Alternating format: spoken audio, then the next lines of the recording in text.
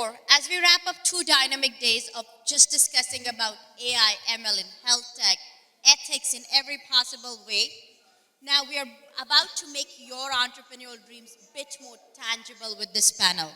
If you have been inspired to launch your own company in this tech hub, Silicon Valley, our next panel is your golden ticket to it. Please welcome to the stage our esteemed panelists. For this final session is Kirti Kalra from Chugh LLP, and I have Hemant from ABBU and Pork Inc. A big round of applause for both of them. Now, these seasoned attorneys for sure are not going to give you bill at the end of the panel. I'm sure you're not charging us for the hour. Perfect, so please get your questions ready. You don't get this opportunity again and again. So these seasoned attorneys specialize in helping innovators and entrepreneurs who have been in this conference for the last 2 days navigate the complexities of immigration law and making Silicon Valley not just a dream, but a potential new home for your business. So today, what we're going to do is we're going to break down everything from visa application to setting up a shop in the US. So let's dive in, stay energized, and I'm telling you, Ram will provide some coffee and dinner vouchers after this. So on that note, let me start with you, Kirti. Kirti, for entrepreneurs outside the US, aiming to tap into the American market, what are the initial steps they should consider to relocate and access US consumers? Hello, everyone. Thanks for coming. So in terms of your question, I think everybody in the Silicon Valley most likely or not is aware of the H-1B visas. And most entrepreneurs, when they're first considering relocating to the U.S., that's the first visa that comes to mind because it's the most common one. But when it comes to H-1Bs, it's probably not the visa of choice for entrepreneurs that are trying to either open a new office in the U.S. or relocate. So a couple of them come to mind. One are an L visa, which are more geared toward entrepreneurs that already have an office established elsewhere and are looking to establish one in the U.S. And the other is EB-5 in narrow circumstances. And Hemant here is going to talk about international entrepreneur rule. That's also something that people have considered. Is it? You can use mine. Hello, everyone. Thank you for being here. Hello, everyone. Thank you for being here. Like Kirti said, there's a new visa in town, so to speak. It's called the International Entrepreneur Rule that came into force last year, sometime in March. And it is still being developed, so to speak, in terms of the processes. They've been laid down, but there's not enough precedent in terms of the various use cases, to use tech language. So we need some more use cases to really find out how things are today and how they will be in the future. To give you some perspective,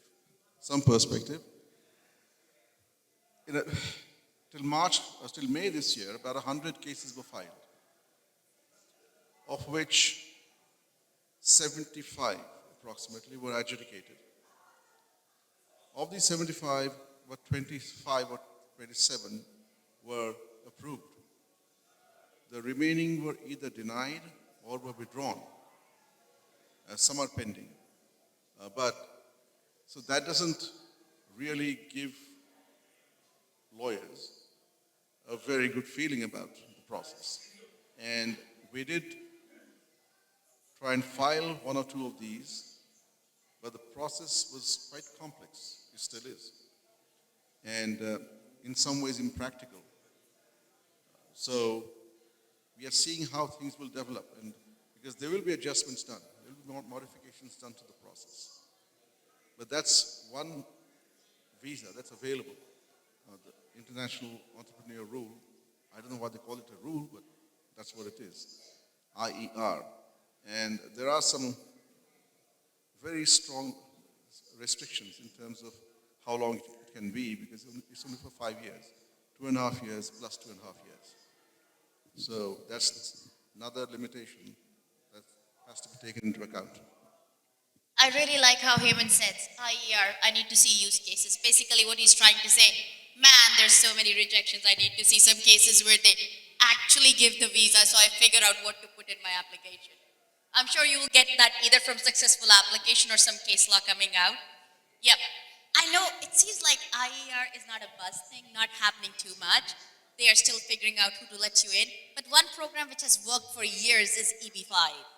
So can you let us know, Hemant, what are the criteria or the requirements if somebody is looking into EB5 as a process to get into US and bring their business? Well, the first thing you must have, I think Kirti can answer it better, but I'll just start off with that. The first thing you must have is your own money, and a lot of it. With that, I'll let Kirti. EB5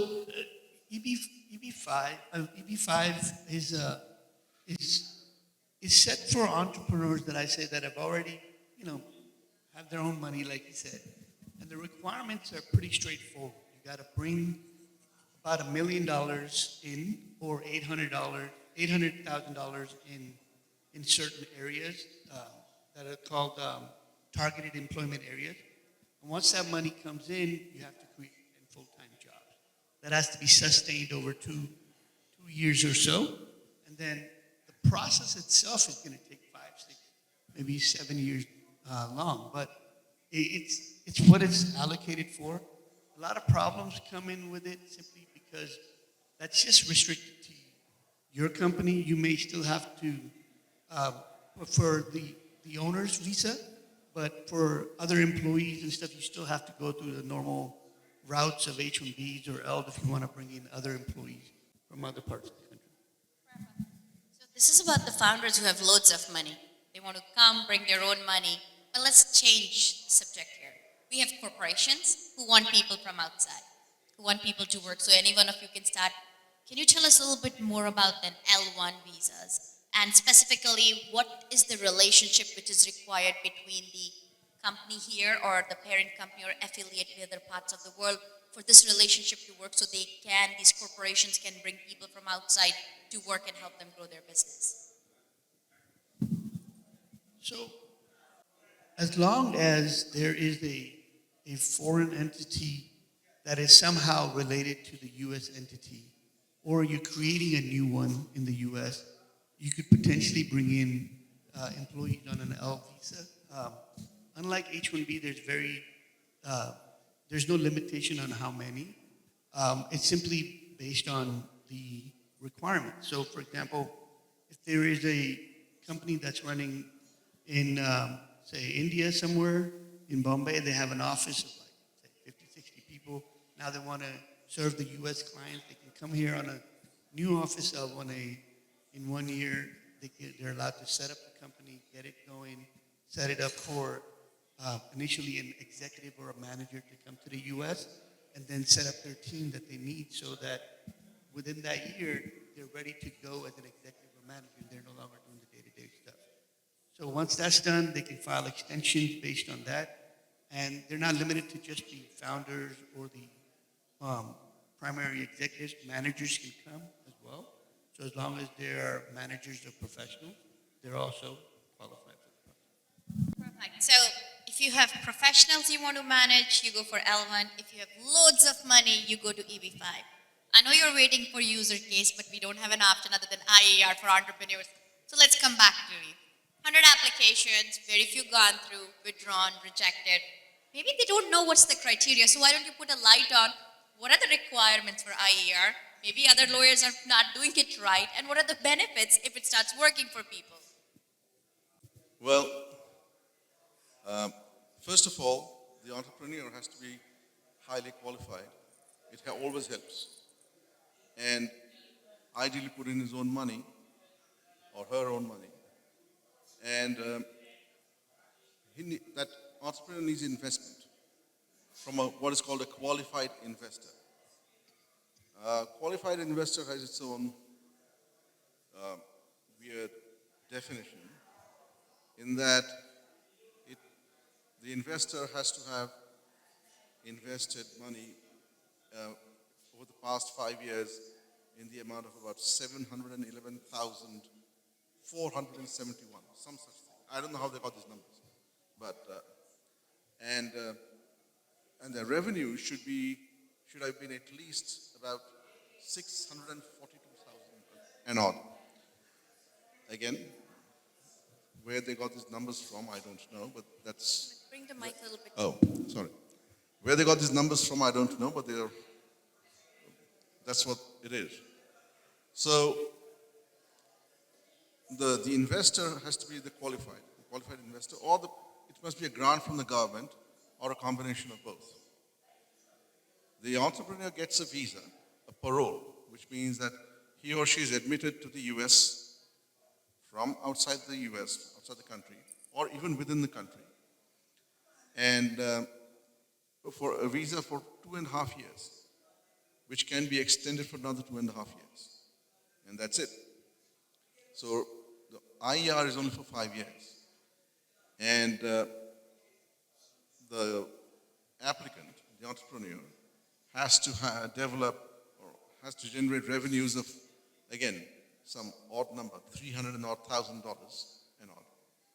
So over the 2.5 years before they can be re-paroled, they need to own at least 10% of the company, of the business.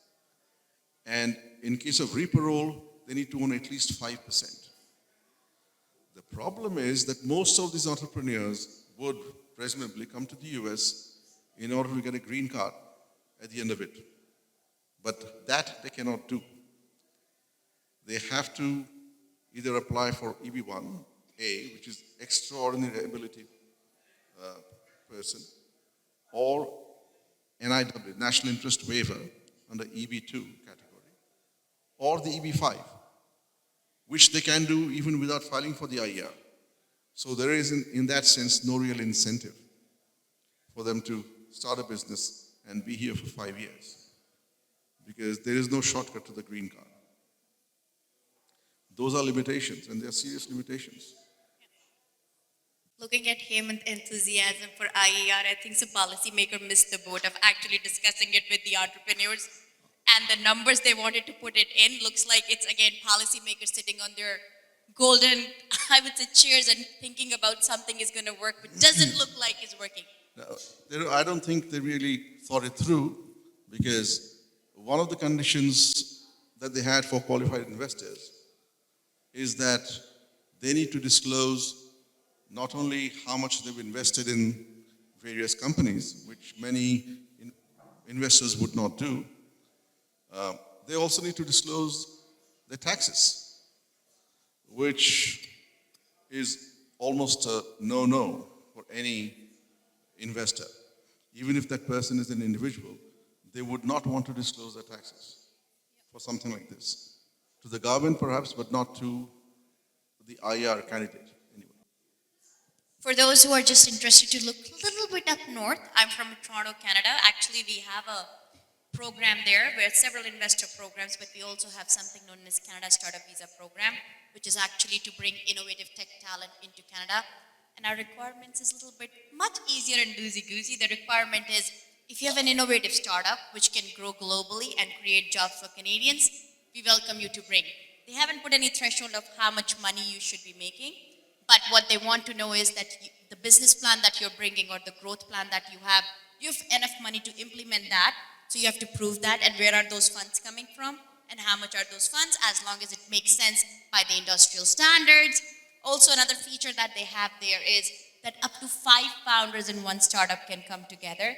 Age is no bar, education is no bar. The focus is who you are, your education, your credentials, and how do you justify using those education and credentials and background in setting up that startup. We have had some of the best companies coming out of this. In fact, one of the recent Canadian unicorn apply board by 3 Iranian students who came to Canada under startup visa program is $1 billion company. So we are doing well in that regard, but it is sometimes policy makers need to talk to the lawyers who deal with it. So maybe I think so there is more hope in US for companies trying to bring people. And L1 is still the route, so I will go back to you, Kirti, on that. Let's dive a little bit deeper on L1 visa. Hemant's enthusiasm for IAR is planning me to go back to L1. So what defines for someone as an executive or manager under this category, and how can companies prepare for successful visa application? Don't give all the juicy details because they won't retain you then. Just give the overview how you make them successful. Yeah.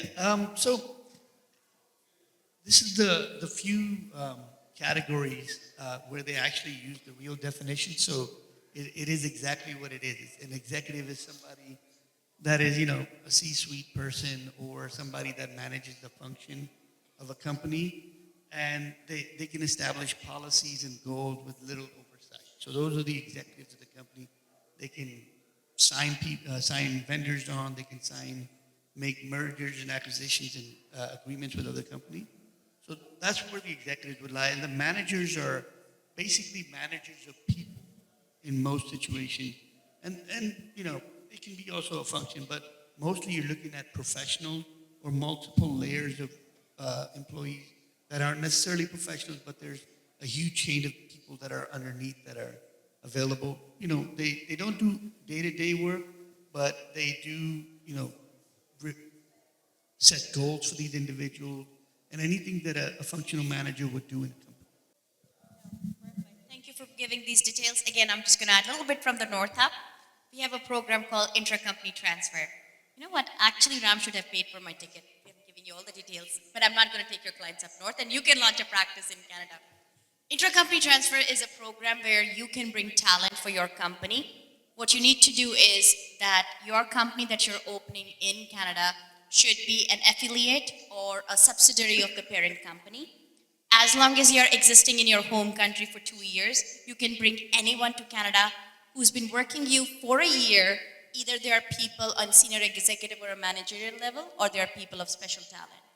And under this category, there is something known as global talent stream, where the Canadian company wants you to show, if you're bringing 2 people into Canada, how much benefit you're going to give to Canada in terms of hiring Canadians and providing them training. And there was a time before the mess of immigration we are in, so I will match their enthusiasm, being less enthusiastic about Canada a bit. They used to give work permits within 2 weeks. That's how it used to be. And many countries are able to get talent through this team, and most of the people get their permanent residency within 3 to 4 years after that, not like green card, and then they become citizen 3 years after that. So if you have clients who are really skeptical to get people into Canada, just learn about this program and let them open back offices in Canada. We are more than happy to make connections for you. And if referral fee is legal, we'll arrange that for you as well.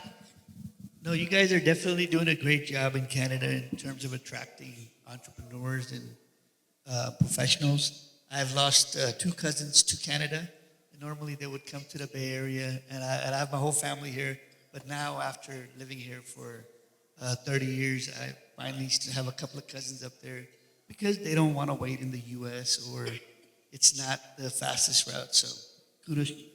Just a quick anecdote here, Hemant, before I take your time. So Canadian government last year launched a program called H-1B Visa Attraction Program, whatever the name they gave. They wanted to get 10,000 people. Any guesses? They opened the program and how much time or days it took them to completely fill up the 10,000 spots? 3 minutes. What? 3 minutes, 10,000 applications in, done. Wow. Yeah, that's the enthusiasm we have. And maybe, Hemant, you need to do better deal with IEC. Otherwise, I'm going to take your clients with me. Yeah. Well, the IER is still, it's work in progress, so to speak.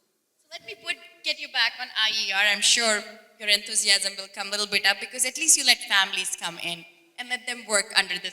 So can you give me a little bit more on visa adjustment? What is the situation for dependents on IER visa holder? And are these provisions allow them to work here? Well, family members also get what is called a parole, I-131. For those inclined with numbers and forms, it's form I-131. They also get a parole to come in. But then they have to apply for a work visa. And they get it. But again, that takes time. Currently, The I-131 will take whatever time it takes, but it's consular processing, which means you have to apply to a U.S. mission abroad. And once they come in, they apply for work permit, which currently takes several months. But they can work. That's a plus. But again, it's like I said, those 2.5 years plus 2.5 years. It's dependent on the main principle. I would just had a follow-up question here because it's a good segue. If it is possible for a person, if they get to enter IER, which looks like a Herculean task, unless you get Hemant to file the application, or Kirti, hey, don't spill the beans here. I'm getting to some clients. But just in case they're able to file and they're here, are they able to change their visa status or directly apply for green card? Like I said, they cannot apply directly for a green card. They have to change the visa status to either EB1A, H1B, or EB5 or something. In fact, we are about to apply for IER, we're discussing with the client, and then he was on OPT, which is a student, and then he was H1. So he jumped to the H1 because IER seemed to be a little off for him, especially because he could not get to a green card after that. So from the H1 he can get to a green card much faster, and it's from Europe, so there is no backlog. So that made a lot of sense in his case. No, I really like Kirti. I have not done IER. I don't want to go on a game which is going to be difficult. L1 pays for my bills. I'll stick to it. So I'll come back with an L1 question to you. And Hemant, I'm sure you will have the case law on this and you'll be one of the pioneers. You just have to bring your N2 back on IER. It will work. And in fact, if there's so many rejections, the silver lining is you can charge higher. Am I right? Because you'll have to do extra work to make a good application now. Well, I hope so. And I like what you said in the beginning. You said that we charge huge fees. I just hope that was true. If not, you can charge after that. And I won't charge you for the suggestion for sure. Okay, Kirti, coming back to you on L1, which seems to be working, paying your bills, growing your practice. So tell me, if a business grows and an executive or a manager on an L1 visa wishes to adjust their status, what are some effective strategies and considerations they should keep in mind? I think to add to the talent pool in the U.S., you still have to go through the normal routes, right? So you would have to focus on the local talent first, simply because it's easier, cost-effective.